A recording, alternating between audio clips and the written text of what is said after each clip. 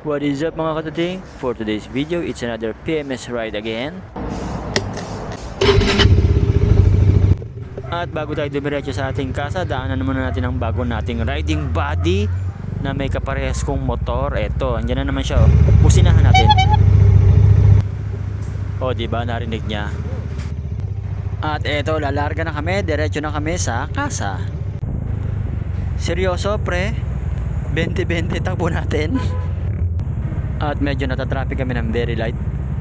At konting kembot lang namin, 20-20 takbo. Nandito na kami sa San Pedro Plaza.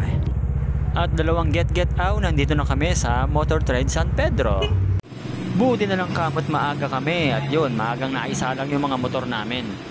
At ayun na nga, sinisimulan ng pag-change oil ng ating Dominar 400. Yun o, video ang ating katuting na si Michael. Yun o, hindi na natiso. Lumapit na o. Baka stricto yan. Lupit talaga ng mekaniko rito sa Motor Trade. Ang bilis na tapos ng PMS namin. Motor Trade, bagay naman. Kung kailan nakaalis na tayo sa kasa ng Motor Trade, saka naman nasira tong disc brake natin sa likod. Nag-lock siya. Ay nako. Buti na lang at meron akong kaibigang mekaniko rito na malapit sa lugar na kung saan nasira itong disc brake. Ayan o. Ewan ko kung anong dahilan at bakit nag-lock yung disc brake sa likod.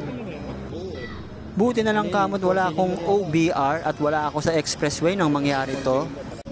Buti na lang kamot hindi ganun kalaki ang sira ng ating motor. So kaya siyang ayusin ng ating mekaniko.